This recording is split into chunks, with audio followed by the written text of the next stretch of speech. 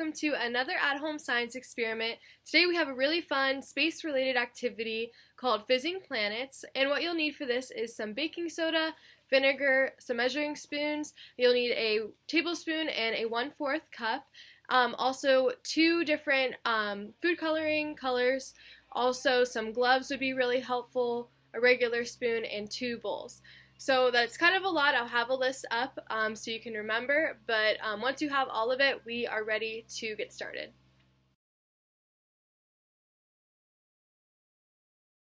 So here are all of my supplies laid out and ready to go. One thing I do want to point out is my food coloring choices. I chose to use blue and green in order to make my planet look like Earth, but maybe you would like to make yours look like a different planet. For example, you can use yellow and orange for Jupiter, red and orange for Mars, all blue for Neptune, or maybe you would just like to create a planet out of your favorite colors. But whatever you choose, after you get your materials laid out and choose the colors that you would like, the first thing you want to do is carefully measure 1/4 cup of baking soda and put that into each of your bowls. So go ahead and pause and measure that out. And now that I have 1/4 cup of baking soda in each of my bowls, it's time to add 1 tablespoon of water as well. Okay, and it's a little bit hard to see, but you can see that I have added my 1 tablespoon of water into each of my bowls. And now it's time to add just 1 drop of food coloring into each of the bowls as well. So one bowl is going to have green and the other bowl is going to have blue. And this is also the point where you want to put your gloves on because it can stain your hands. And you're going to mix the food coloring and water and baking soda all together, so it's kind of like a paste. So add 1 drop of each food coloring into your bowl.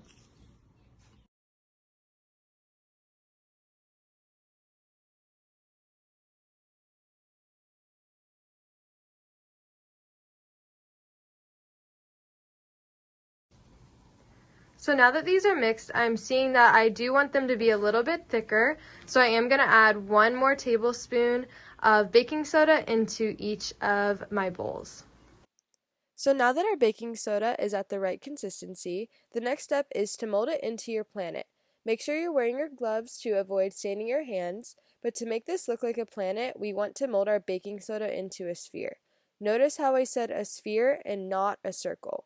A sphere is 3D or three-dimensional, meaning that it is round, while a circle is 2D or two-dimensional, meaning that it is flat.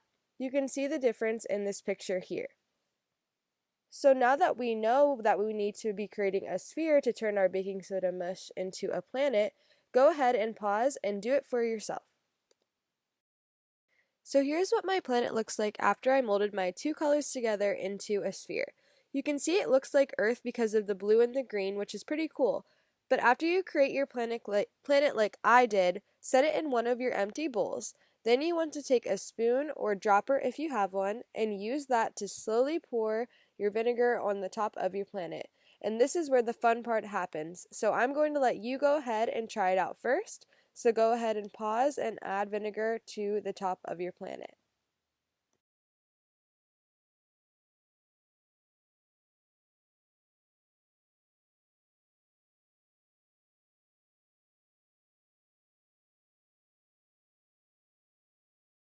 You can see that as you added your vinegar to your baking soda planet, the planet started to dissolve.